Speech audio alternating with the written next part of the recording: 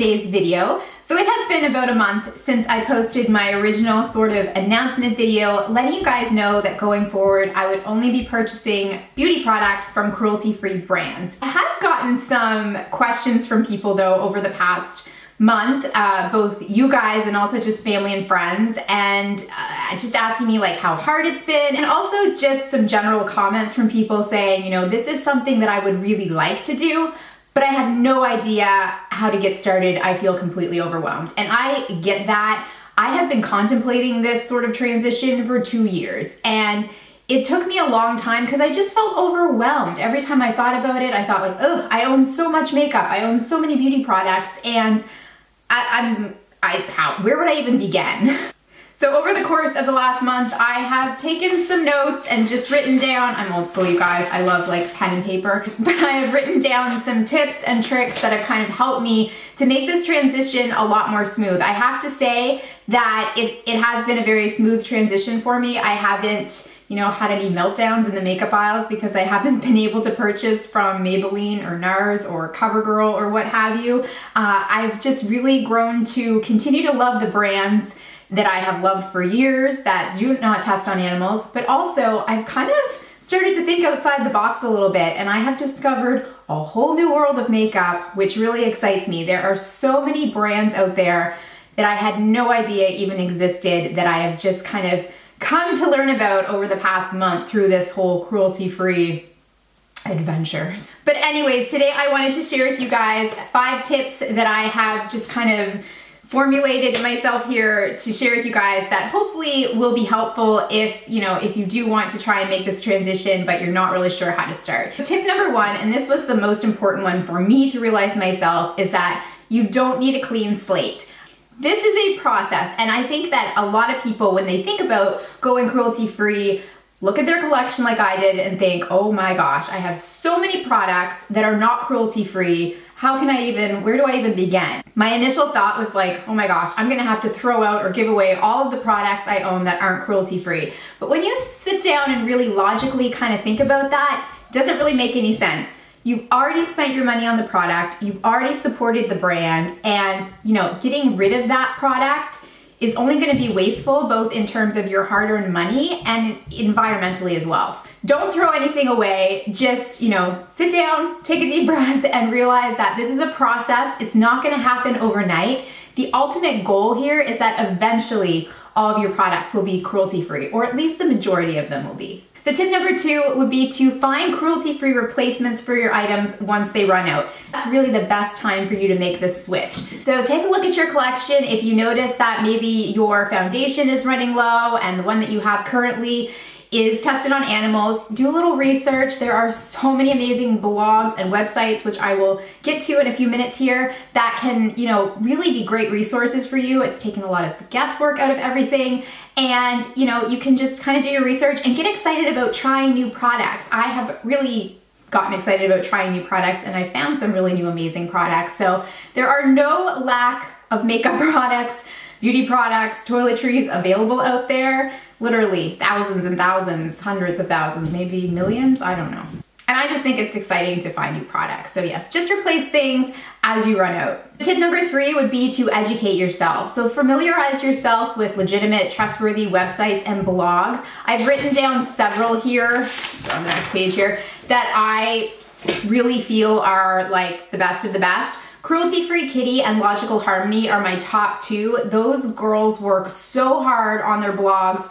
And Tashina from Logical Harmony also has an accompanying YouTube channel that goes along with her blog, which I think is amazing because then, you get to see pictures and read about the products, but you also get to see them in action a lot of the time too, which I really appreciate. I will have all of those websites and blogs posted below. Leaping Bunny is another amazing one. Of course, there's PETA, there's Ethical Elephant. There are a whole abundance of resources out there. And of course, there are other YouTubers as well. Kristen Leanne is amazing. I've known about her for years, but I only recently really started watching her videos when I made the switch to cruelty-free. Andrea Mattiliano also recently made the switch to cruelty-free makeup, so she has a lot of great information and products as well. And Rianne High, her channel name is Wife Life. I had never heard of her before until I started kind of, searching these people out. And she is amazing. She's gorgeous. She has all kinds of beautiful tattoos. And she has really gotten me to kind of like step outside the bubble and kind of view this in a whole different way. And she has introduced me to so many new brands and amazing products just in the last couple of weeks. And I've actually signed up for 2 new beauty subscription services that focus solely on cruelty-free makeup because of her. So I'm really excited, and I think you guys would really like her. I'll have all of those websites and people linked below. So tip number 4, and I think this is another big one. Don't worry if you mess up. You're only human. You're doing the best you can. I feel like when you first start this, you can feel a little overwhelmed by the amount of information that you're trying to take in. Don't worry if you mess up. Don't give up because you mess up. I can say with pretty great confidence that over the past month, I have not purchased any beauty products that were tested on animals. I feel like I've kind of got the hang of that now. But just a couple weeks ago, I was like, okay, I want to start trying to focus on cleaning supplies and toiletries as well. So I was reading the Cruelty-Free Kitty website, and she has everything just very well organized. And I was just going through the list of products that were tested on animals, and you guys would not believe some of the things I purchased that were very surprising to me that had been tested on animals. So I wrote them down so that I could give you some examples, but Band-Aids, the actual Band-Aid brand, tests on animals. 3M, freaking Post-it notes, test on animals. Vicks, cough drops, bought those in the last month, I had a cold. Purex laundry detergent, OB tampons, Crest toothpaste, Secret deodorant. I was reading the list, I was like, oh my gosh, I have purchased all of those things in the past month. And for a minute, I felt like a total failure, but I took a step back and was like, listen, your initial goal here was to focus on beauty products, which I think I've done a good job of this month.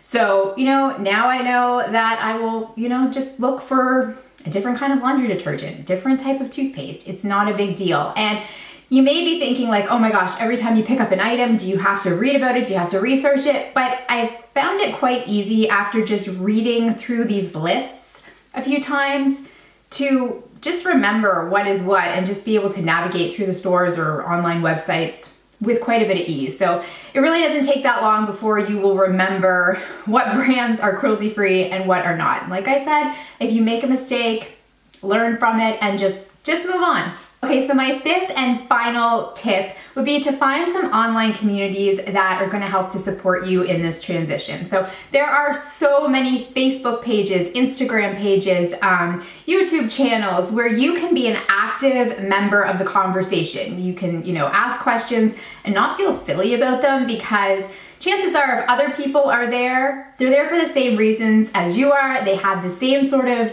questions and they probably have a lot of information, and you probably have some information for them. It's just a great place to share and just really, get together with other people who are passionate about the same things that you are.